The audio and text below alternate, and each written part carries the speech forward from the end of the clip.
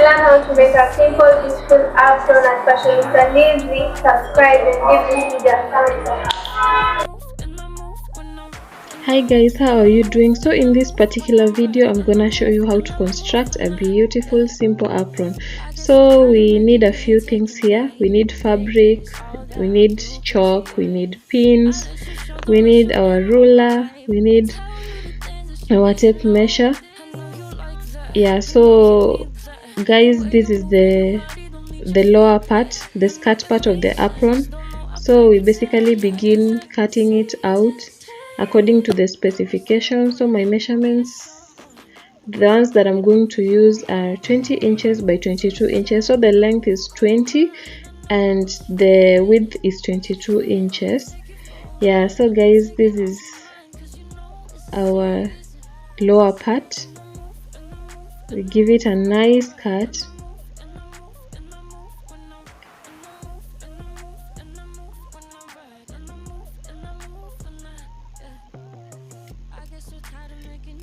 After we cut the length and the width, the next thing we want to do is to give it a nice curve at the lower part, the lower part of the apron. We give it a nice curve so that we don't end up having sharp ends. Yeah, so then we pin the fabric together. After pinning together, give it an just trim it, yeah, along the curved line and do the pins. And the lower part of our skirt is done. We are done with cutting it. On to the next thing. The next thing we are doing is cutting the bodice. The bodice is the upper part of the body from the waist going upward. So our bodice constitutes of it's a chest piece. It's like a chest piece from slightly below the neck to the waistline. So mine is a square piece, so we just mark where mine is 12 inches by 12 inches. Yeah, so the next part is the cape. So the cape is supposed to be a circular pattern, and what I'm gonna do is get a radius of 8 inches. So if I have a radius of 8 inches, I'm gonna fold the fabric into 4. Yeah, I'm gonna divide it into 4 so that I have a quarter circle. Then I cut it all round using a radius of 8 inches. Yeah, so when I'm done marking the 8-inch radius, it will give me a quarter circle. Cut it nicely, and then when you open, you get a full circle. Yeah, so the next thing that we're gonna do is cut the cape binding. The cape binding, it's gonna be 5 inches by 24 inches. 24 inches is the length. That is the length around the head. Literally, that is the head circumference.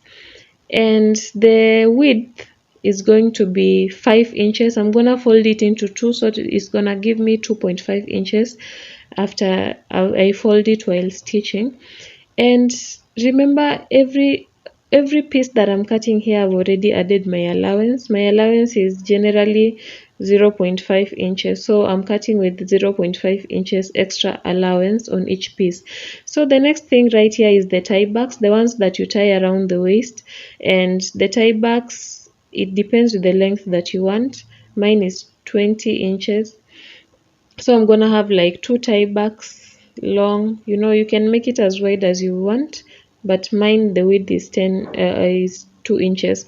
And then there is the neck strip, the one that you tie around the neck, that is supposed to hold the apron from around the neckline. And then the next thing, you cut the strips that are going to form the pleats or gathers around the apron. Yeah, so I need it as long as possible. So for me, I got 250 inches long, and the width is 3 inches. Actually, you take the length of the apron where you want to circulate the pleats, and then you multiply by 3. That's what I use. And then this is now the pockets. We are cutting the pockets here. the pockets are there. You can do any shape of pockets, but for me I decided to do a square pockets with a slight V at the bottom.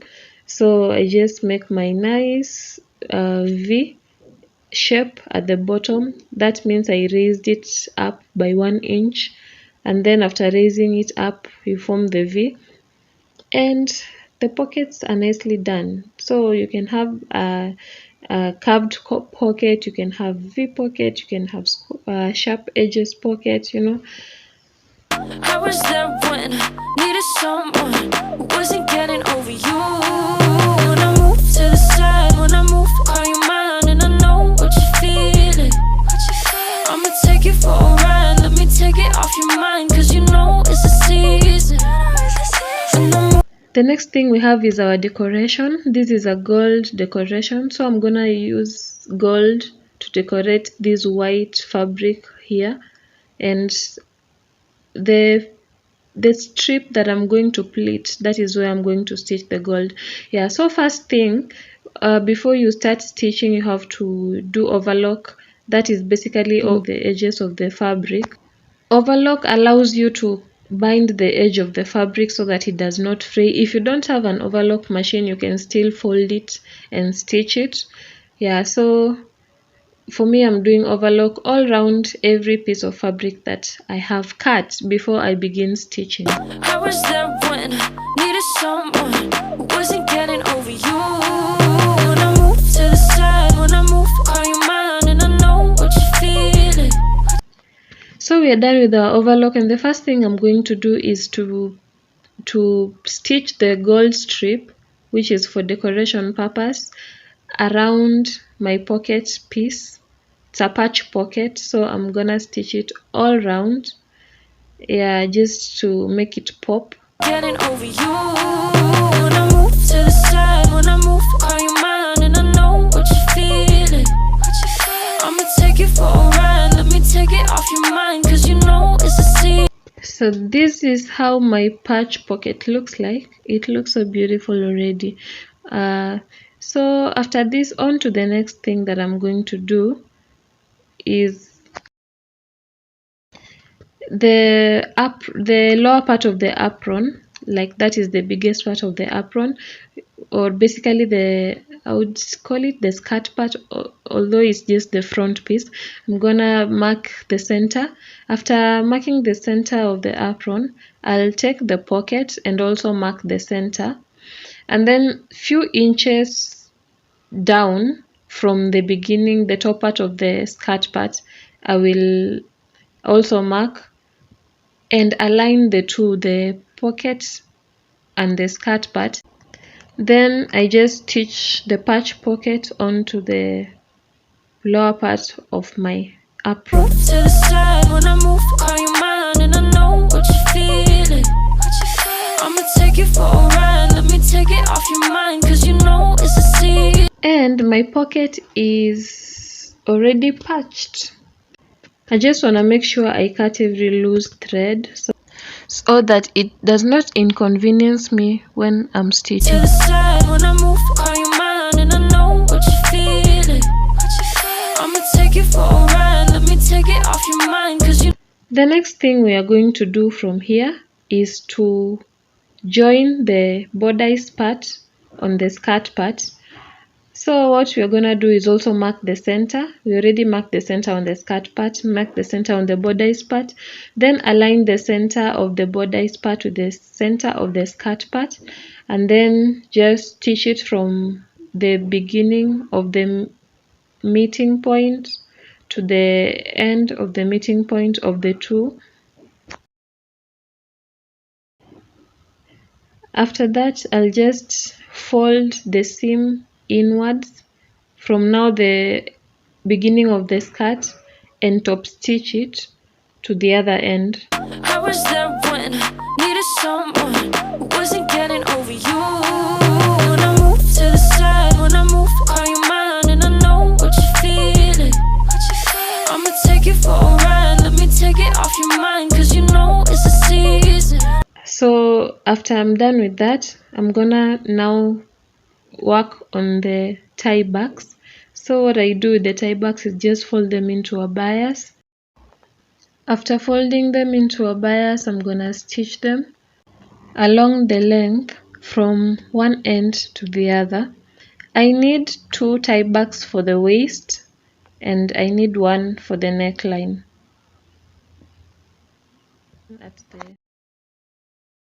So here I did several pieces, actually, because I'm not making just one apron, I'm making several. You can decide to use any width that you want. For me, I used like 1/2 inch width. And then this is the strip that I'm going to be pleating around the apron. So I need it in one piece because I cut several pieces just to avoid fabric wastage. So the pieces together to get one very long piece. And after getting one very long piece, I'm